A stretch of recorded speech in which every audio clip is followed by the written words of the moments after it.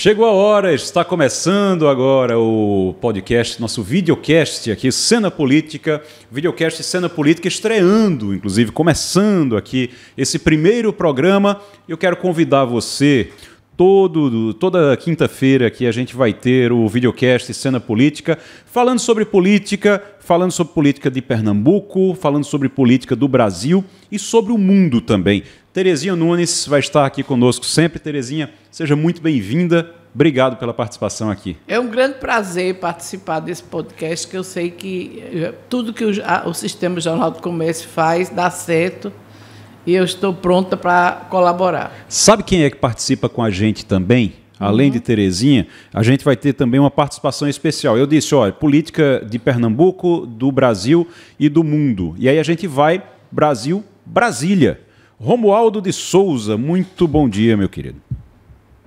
Olha, eu não tenho uma corrente bonita como essa que a Terezinha está usando. Então, eu acabei botando uma gravata de café para ver se equilibra, porque realmente nós vamos bater boca por aqui. Mas essa corrente está bonita, Terezinha. Tá, a corrente da Terezinha está bonita também. Eu estou sentindo falta aqui, vim bem simples aqui, vocês estão de gravata, esse negócio, rapaz.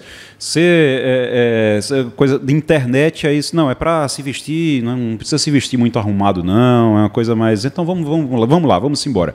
Sabe, vou começar aqui falando, vou pedir para o Watson colocar para a gente na tela a capa do Globo agora, que está trazendo já uma notícia que está repercutindo muito nesses últimos dias, e de ontem para hoje principalmente, que é essa aí, ó. A Anatel diz que o X atuou deliberadamente para descumprir decisão do STF e que voltará a ser bloqueado.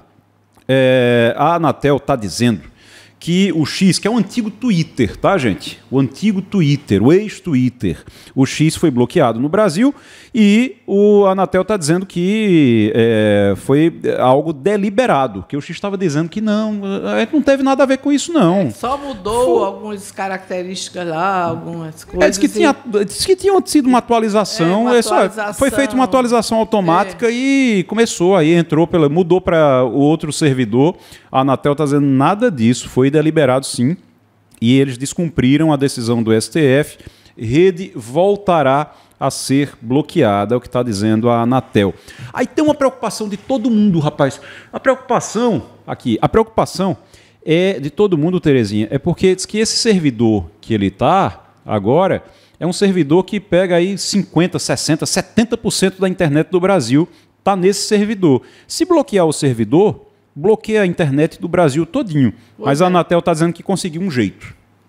Eu espero que dê certo, né? Porque se não conseguiram que o X entrasse no ar sem autorização do Alexandre de Moraes, então vamos ver se vai dar certo essa questão de tirar o X somente para o Brasil, né? De uma relação enorme de empresas que participam desse mesmo processo. Mas a Anatel está dizendo que vai conseguir, que conseguiu, que já entrou em contato com a empresa desse servidor, diz que vai bloquear só o acesso do X. Ô Romualdo, essa decisão do Alexandre de Moraes, eu falei na rádio já sobre isso, e aí muita gente foi me criticar, dizer que estava errado, que não pode dizer isso do Alexandre de Moraes. Alexandre de Moraes virou um santo agora para muita gente, mas o Romualdo de Souza, o santo Alexandre de Moraes, eu estou dizendo isso faz tempo, tem uma estratégia aí que bloquear, você proibir, você aumenta a vontade. Então o X,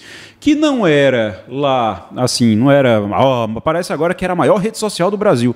Não era, não tinha esse número de seguidores todo, e agora está todo mundo sonhando com a volta do X. A volta dos que não foram, Romualdo.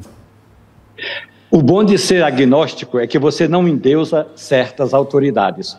Alexandre de Moraes ontem foi despertado por um telefonema vindo de um amigo da Procuradoria-Geral da República dizendo: ministro, aqui na PGR tem muita gente acessando o X. Alexandre de Moraes deu um pulo porque o ministro é um grande jurista, é um excelente professor, mas não entende absolutamente nada de tecnologia. E aí os técnicos, tanto da Procuradoria-Geral da República como juízes auxiliares no Supremo Tribunal Federal, foram verificar o que estava acontecendo. Imediatamente entraram em contato com a Agência Nacional de Telecomunicações e a Anatel deu essa informação técnica. Houve uma atualização da parte do portal, portanto, do X, e aí essa atualização quebrou alguns dos códigos que a gente tinha bloqueado e é necessário rebloquear o X e, aos poucos, o X está sendo rebloqueado, mas já antecipo, muita gente dentro do Supremo Tribunal Federal, na Procuradoria-Geral da República e até dentro da Anatel, mandou mensagem nesse período. Sabe por que eu digo isso? Que a estratégia é errada, que você está querendo acabar com um negócio, você acaba melhorando ele.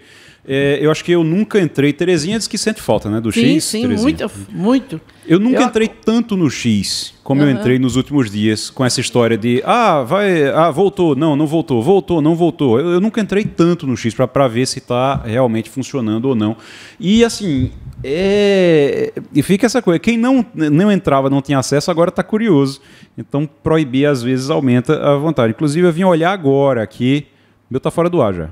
O meu já está fora do ar. Acho que já bloqueou, viu? Você não teve nem a chance... O meu nem entrou. Nem entrou? Você não teve nem a chance de voltar? Não. Pronto, o meu já está... Eu estou tentando atualizar aqui agora. Eu tenho dois perfis puxando. No X. O seu tá, Romualdo? Não, e não consegui absolutamente nada. Agora, como a lei diz o seguinte, que você não pode usar um atalho chamado VPN no Brasil, quem está no exterior com o X está acessando normalmente. E aí... eu passei uma informação para uma pessoa que está na Europa, pedi para ela ter acesso, e aí disse que o tráfego estava normal, mas a quantidade de pessoas tentando acessar ao X ontem, segundo a Agência Nacional de Telecomunicações, foi muito grande. Ou seja, a curiosidade, como você destacou, foi muito grande, foi grande mesmo a ponto de provocar certas interrupções em alguns serviços. Pois é, eu estou aqui agora tentando atualizar, não está atualizando mais não. Então caiu, durou menos de 24 horas no meu caso. No meu caso, pelo menos, durou menos de 24 horas. Você nem isso teve. Nem isso. Você nem isso não teve direito. Não teve nem direito a isso. Porque eu amanheci o dia e eu direto no X, porque eu me atualizava pelo X. Claro. Com acesso a todos os jornais do país, a jornais estrangeiros, as pessoas que dão opinião. Entendeu? Então era muito importante mesmo. É verdade. Ô Terezinha, deixa eu aproveitar. O X, então, no meu aqui já caiu e está suspenso, e Alexandre de Moraes... vai para o Blue Sky. De novo. Como é agora o nome? Blue Sky. Blue Sky? Blue Sky comigo funciona quase como um Twitter. E tem todas essas informações. Inclusive, Terezinha, hoje pela manhã eu vi a maioria dos portais, como se fosse o Twitter. É um aplicativo que você vai lá na sua plataforma e baixa Blue Sky. E aí tem o mesmo formato do Twitter e do X. Mesma coisa. Agora, só que menos, Agora, o Blue Sky tem penetração em outros países também, tudo. Sabe o que é que eu fico... Sabe o que é que eu fico, Romualdo? Sabe o que é que eu fico preocupado, Terezinha? O que é que eu fico preocupado? E você de casa que está nos acompanhando também, você que está nos acompanhando pela nossa transmissão no YouTube. O que eu fico preocupado é de a gente começar a virar uma coisa meio China, assim, que a China, você tem, porque aqui a gente usa o WhatsApp, usa Messenger no resto do mundo, também o WhatsApp. Na China, não, aqui a gente tem, o aplicativo tal, que é um aplicativo que praticamente só se usa na China. Tem 1 bilhão de pessoas lá? Tem. 1 bilhão e mais de 1 bilhão, quase 1,5 bilhão de pessoas lá? Tem. Mas, mesmo assim, você fica meio isolado. Então, o Blue Sky tem em outros países e tudo, ou é um negócio meio Brasil-China agora, de a gente ter aqui? Não, tem vários países, inclusive na Europa.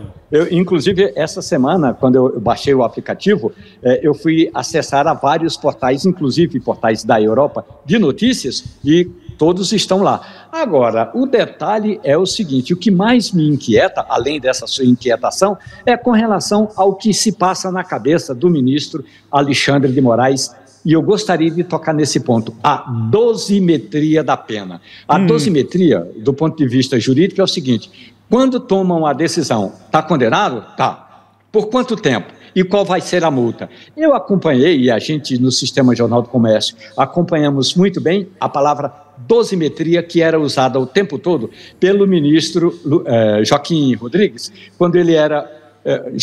Joaquim Rodrigues, né? Quando ele era presidente do Supremo Tribunal Federal, na época do julgamento do mensalão do PT, Joaquim Barbosa. E aí Joaquim Barbosa vinha a pena e falava da multa. Então, essa dosimetria, qual é o tamanho da dose da punibilidade? Porque aí fica um tempo no escuro e o valor da multa. Por que Alexandre de Moraes chega a essas conclusões? 40 milhões, 50 milhões? Como é que o ministro chega a esses valores?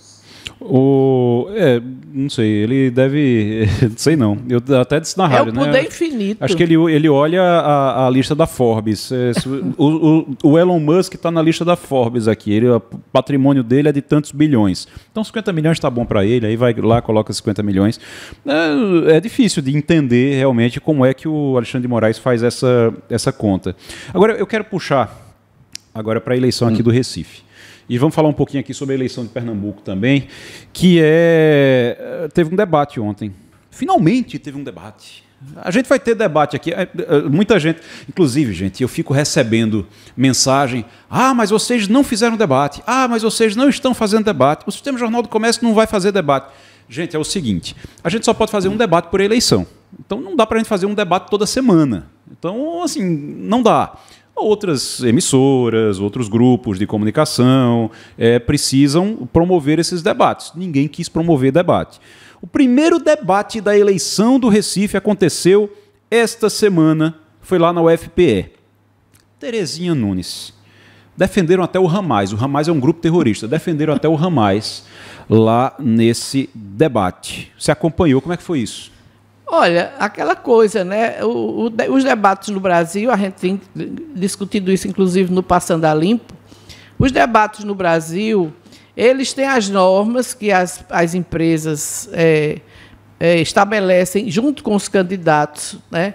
Obedecendo, claro, às normas eleitorais, mas há sempre alguma coisa que é combinada. Por exemplo, chamar somente quem tem representação na Câmara Federal, né? Esse é um critério que eu acho o mais justo, tá? Porque não se justifica você colocar pessoas num debate onde tem gente que representa partidos importantes do país, com alta representação no Congresso Nacional, junto com alguns candidatos que não têm representação, são apenas, estão ali quase como uma brincadeira, na verdade, né?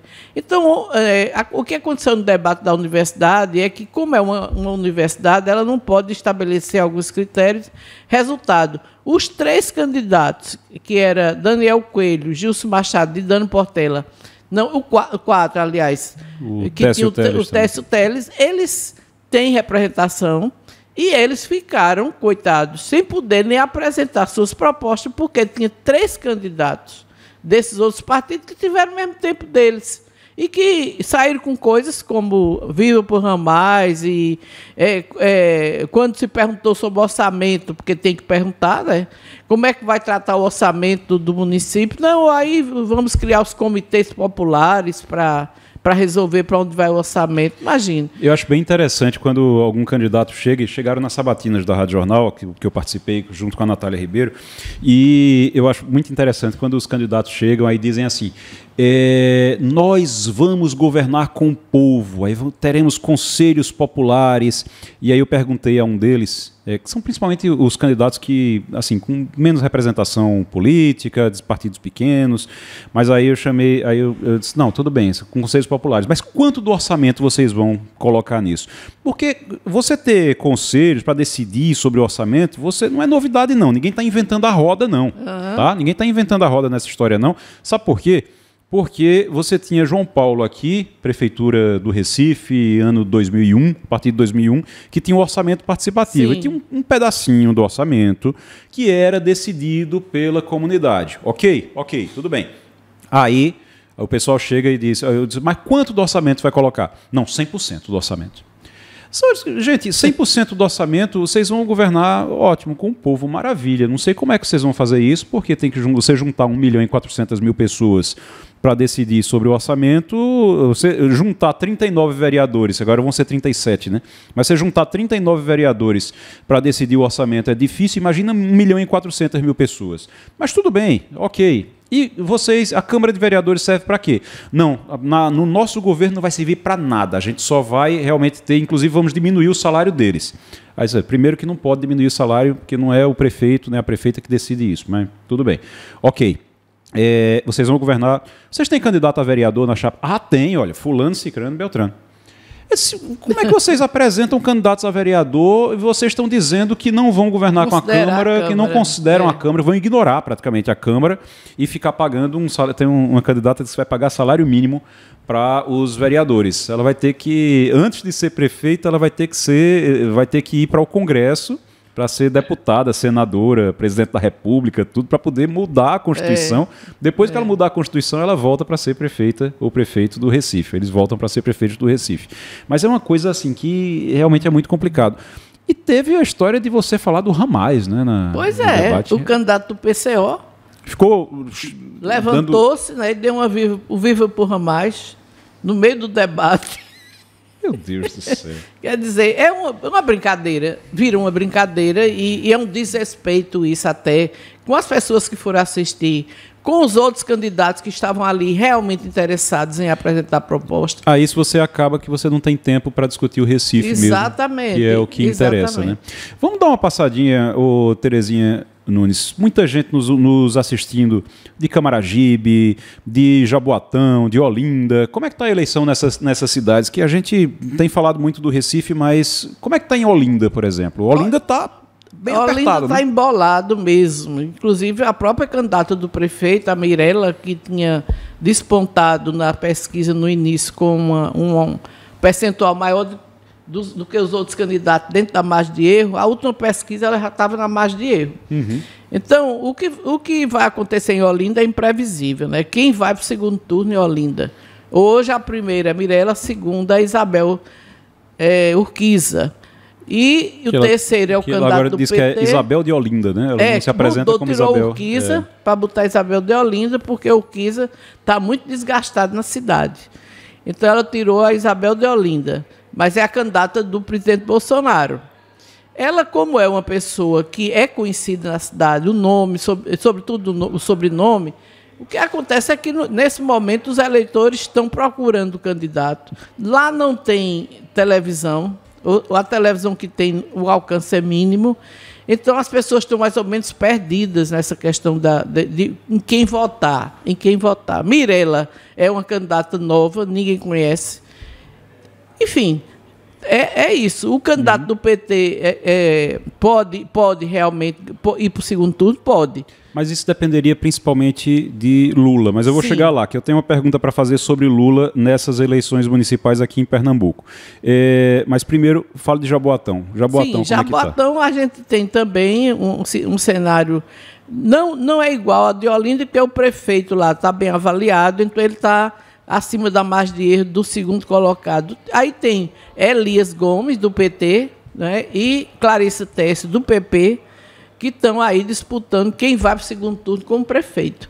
Hoje, até algumas pesquisas estão dando empate numérico de Clarissa com Elias. Sim. Ninguém sabe quem é que vai para o segundo turno. E Elias desesperado, aguardando o PT ajudá-lo, né? Terezinha, diga uma coisa. Para ajudar esse pessoal, esses candidatos do PT, precisava Lula vir para cá. Lula tinha uma história assim, não, Lula vai vir para Pernambuco nessa eleição? Eu acho que não. Não? Eu acho que não, embora o PT ainda não diga que ele não vem. Mas o próprio fato de Humberto e Tereza Leitão terem decidido que vão agora entrar nas campanhas, tanto de Elias quanto do candidato lá de Olinda, vão entrar nas campanhas, Vinícius, para apoiar os dois, para ajudar os dois, é sinal de que Lula não vem. Então, Lula não vem, eles estão se adiantando logo e dizendo, a gente mesmo vai tentar ajudar. Ajudar. Colocar o PT realmente nisso, porque Lula não vem para a eleição, não vem aqui para participar das eleições municipais. Tem uma questão e aí tem uma questão que é a seguinte também. Se Lula vem para cá, se ele vai para Olinda, vai para Jaboatão e não vem em Recife, complica para João Campos. Também, se ele vier em Recife, complica para João Campos. O melhor cenário do mundo é Lula não vir em Pernambuco. Não aparecer em Pernambuco. O melhor cenário para João Campos. E por que isso, gente? Vocês devem estar pensando, mas por quê? Porque é o seguinte, se ele vier para Olinda e para Jaboatão, vão dizer, ele foi de um lado, foi do outro, e não foi no meio, não foi no Recife, passou por dentro do Recife, que vai ter que passar pelo Recife, passou por dentro do Recife e não foi encontrar João Campos, então a relação deles não deve estar muito boa. Isso poderia dizer isso, se ele vier para essas duas cidades. Se ele vem para o Recife, aí vão dizer, a relação deles está boa. Aí os votos que João Campos tem, que é voto dos bolsonaristas, tá, gente? João Campos tem voto bolsonarista, muito. Porque quando você aparece com 77% numa pesquisa, significa que tem voto bolsonarista ali. E aí ele não quer perder esses votos bolsonaristas. Exato. A preocupação dele é essa. Então é melhor Lula não vir, porque se Lula vier, ele perde os votos bolsonaristas. Então Lula foi para Nova York, não foi, Romualdo? Bom, primeiro o presidente vai a Cuba. Inventaram lá uma reunião setorial e Lula vai a Cuba no fim de semana antes de ir a Nova York. Então Lula passa praticamente a semana fora, Cuba, depois Nova York. E ao retornar ao Brasil, já estaremos muito próximo das eleições. No período aí, quase 3 dias antes das eleições, vai ter uma posse na Cidade do México. A presidente eleita Cláudia Sheinbaum ligou para o presidente Lula da Silva e pediu a presença de Lula. Antes, o governo brasileiro tinha decidido que o vice-presidente Geraldo Alckmin é que representaria Lula na posse de Cláudia Sheinbaum lá no México.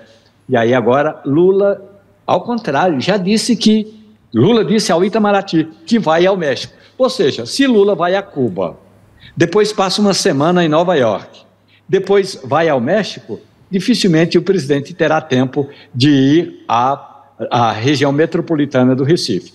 O que se sabe é que Lula gravou apoios para o candidato Elias Gomes.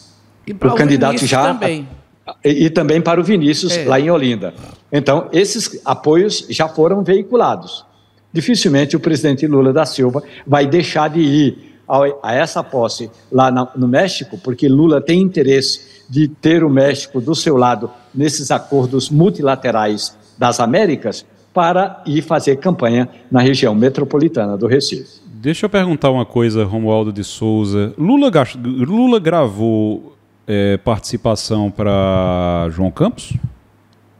Eu não sei. A reportagem da Rádio Jornal pediu essa informação e eu não tenho essa informação, eu não recebi a informação. Eu, inclusive, conversei com a presidente nacional do PT. E aí ela falou assim, olha, o presidente gravou para tanta gente que eu não tenho aqui uma relação de quem ele gravou. Eu falei assim, tá bom, ele gravou apoiando a candidatura de Márcia Conrado lá em Serra Talhada, sim, você sabe como Márcia é importante. Ou seja, se a presidente do PT sabe que Lula gravou uma participação apoiando Márcia Conrado lá em Serra Talhada, e ela não sabe, e aí eu não tenho essa informação, se ele gravou ou não apoiando João Campos.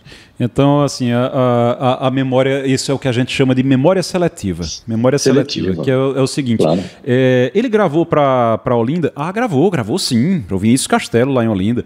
Gravou para Jaboatão? Gravou lá em Jaboatão dos Guararapes com Elias Gomes. Gravou em Serra Talhadas? Gravou, Márcia Conrado gravou também. E no Recife?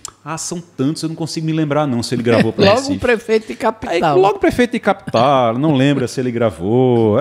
Agora, eu conversei com a deputada Adriana Corsi. Adriana Corsi é deputada federal pelo PT, é candidata a prefeita de Goiânia, e ela tinha dito, a nossa reportagem, que estava injuriada porque Lula não tinha dado apoio, e aí eu perguntei, ele gravou para a senhora? Gravou. A senhora sabe se ele... E aí eu apresentei vários candidatos. Ela disse, eu fiquei sabendo que Lula teria gravado para João Campos, mas eu não tenho essa informação, só tenho uma informação por meio da candidata do PT em Goiânia, no estado de Goiás. Mas depois que a campanha do PSB escondeu Geraldo Júlio, João Campos, Paulo Câmara, as campanhas do PSB, né? Eles costumam, assim, eles querem o apoio, que querem o tempo de TV, mas não precisa aparecer aqui não, sabe aquela coisa, a gente quer o PT, mas não precisa aparecer PT, aqui não. Né, aqui, João Campos pegou o PT, a sigla, né, o tempo de televisão do PT,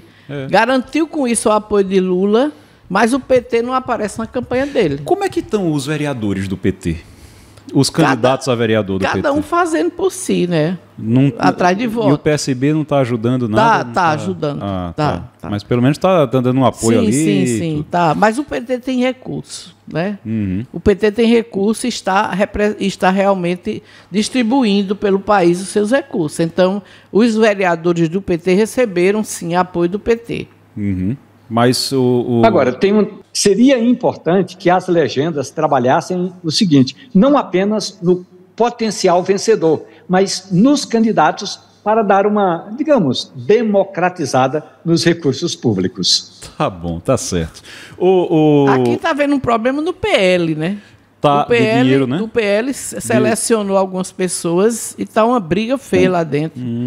Por conta disso. Até o filho de Gilson Machado que recebeu mais recursos. É mesmo, entendeu? Né? Que não é vereador, né? Não é vereador, entendeu? E, enfim, e os outros candidatos, mesmo que não são vereadores, também estão reclamando que a distribuição não foi de acordo com o que era necessário. Então, eles estão reclamando que estão sem recursos para trabalhar. Rapaz, e o PL é o maior partido do país. Né? É o maior partido, o maior partido que é o que tem mais representação, então tem mais recurso, né? O que recebe mais recurso. Tem 99 deputados eleitos em 2022, então acaba ficando com o maior volume de recursos. Não é, Romualdo? E é um detalhe interessante, maior recurso, maior tempo no rádio e na televisão, e é por isso que quando eu até estava conversando com o ministro André de Paula. André de Paula, que é do PSD e tirou férias para fazer campanha. Na verdade, quando um político do nível de um ministro do Estado, e não foi só ele que tirou férias, também tem o ministro lá do Trabalho e Emprego, Luiz Marinho, também tirou férias. Mas quando o ministro tira férias, é porque ele sabe que é importante a campanha para vereador, não tanto ou não apenas pela vereança, mas é porque aquele vereador ou aquele político vai trabalhar para que o partido, daqui a 2 anos, tenha o maior número possível de deputado federal na Câmara, porque é isso que determina a importância do partido, seja no tempo no rádio e na televisão, seja no fundo partidário, seja no fundo eleitoral e principalmente para participar das importantes comissões na Câmara Federal. Portanto, é apenas cimentando o caminho para daqui a 2 anos. Romualdo de Souza, mais 5 milhões do Alexandre de Moraes. Você estava dizendo que não sabe como é que ele faz a conta das multas. Mais 5 milhões para Alexandre de Moraes. Alexandre de Moraes decide multar X em 5 milhões de reais por burla a bloqueio da rede social no Brasil. Aí a gente vai perguntar como é que ele chegou a esse valor de 5 milhões de reais. Não sei, tirou da cabeça dele. 5 milhões de reais. Tá certo, Romualdo? Tá bom? É pouco. É pouco para passar por cima de uma decisão judicial. Eu não estou entre aqueles que dizem que decisão judicial é para se cumprir. Não, é para se questionar. Então, o X teria que ter questionado, primeiro feito o dever de casa, nomear um representante juridicamente estabelecido com CNPJ aqui no Brasil. Segundo, esse representante legal vai apelar ao Supremo Tribunal Federal de todas as decisões, inclusive do bloqueio e da primeira multa. Depois é que fica falando em atualização. Acho que é pouco. Terezinha, como é que está a eleição em Caruaru? Empate. Porque aqui é assim, a gente vai lá no X, vai em Brasília, volta para Caruaru, volta para o Recife. Como é que está lá em Caruaru? Está empate, embora o prefeito tenha reagido com a presença da governadora, que está indo 2 vezes por semana em Caruaru. Então, o prefeito está reagindo, já pegou alguns pontos percentuais na frente do adversário Zé Queiroz, de forma que hoje se tem uma impressão em Caruaru de que o prefeito pode levar no primeiro turno. Porque como não tem segundo turno... Aliás, tem segundo turno? Não, tem segundo turno. Tem segundo turno, é verdade. Lá, é verdade. Então, lá é segundo turno, com certeza. Lá vai ter segundo turno, com certeza. Ele disse que ganha no primeiro turno, né? Mas enfim, o mais provável é que haja segundo turno, e aí o Fernando Rodolfo, que é o candidato de Bolsonaro lá, que vai ter um certo percentual de votos, os seus votos passariam para Rodrigo, então Rodrigo seria provavelmente beneficiado. Então, no segundo turno, o Rodrigo pode ter uma vantagem. Uma vantagem a mais do que Queiroz, exatamente. Uma vantagem a mais do que Queiroz. Mas tem muita água para passar debaixo daquela ponte ainda, viu? Sim. Ali tem muita água do Rio Ipojuca para passar por ali. Verdade. Por baixo daquela ponte, porque é muito apertado lá e existe uma certa rejeição. Uma rejeição ao Rodrigo, que é o atual prefeito, por lá também. Mas... vamos ver. Segundo turno diz que é outra eleição, né? É uma nova eleição, o segundo turno. Então, realmente, a gente vai ter que ver como é que vai ser. Inclusive, por exemplo, Lula não vem no primeiro turno, mas se Lula vier no segundo turno e os dois candidatos de Olinda e de Jaboatão tiverem passado para o segundo turno, aí vai balançar. Se Lula vai para... Lula, eu estava vendo uma pesquisa, a última pesquisa, Datafolha, inclusive, que foi feita em Caruaru, mostra a influência de Lula. A influência de Lula em Caruaru é grande, inclusive um pouquinho maior do que a de Raquel. Raquel tem influência e Lula é um pouquinho maior do que a de Raquel, a influência. Então, vai que no segundo turno Lula diz... companheiro, arranjei tempo. Arranjei tempo. Vou dar uma passada lá na gloriosa capital do Agreste, em Caruaru. Vou visitar e vou fazer um evento lá com o Zé Queiroz. Então aproveita que João Campos não é mais candidato aqui, porque deve acabar no primeiro turno, aqui a eleição. Então a eleição acabando aqui no primeiro turno, ele vai poder vir para Pernambuco no segundo turno. E João Campos vai com ele. E João Campos vai junto. Vai junto para Olinda, vai junto para Caruaru. Exatamente. Então, e aí não tem mais Petrolina. Como perder votos. Então, como ele perder votos, então ele vai. Então, verdade. Romualdo, quero saber o seguinte... E Petrolina? Oi. Petrolina... E Petrolina? Não, Petrolina praticamente está acertado. O prefeito deve se reeleger. Simão Durando. Agora, lá também tem segundo turno. Mas tem por enquanto... Por enquanto, por exemplo, o Júlio Lossi, que é o segundo, está com 25%. O prefeito está com 60 e tantos. Ele está com 25%. Se Júlio Lossi tivesse com a saúde perfeita, e ele não está, ele podia balançar o coreto lá. Mas com a dificuldade que ele está de saúde, eu acho difícil. Ô, Romualdo, rapidinho, inclusive mudou o nome, né? Ele não usa Júlio Lócio mais não, está usando Dr. Júlio agora. É Dr. Júlio. Ô, Romualdo, rapidinho, 30 segundos para você me dizer o que é que a gente deve ficar prestando atenção nos próximos dias até a semana que vem, na próxima semana, em Brasília. Se o presidente Volodymyr Zelensky vai aceitar Lula como intermediador para o acordo entre Rússia e Ucrânia. Se Zelensky aceitar, Lula vai ser o mediador desse diálogo e a guerra pode chegar ao fim em breve.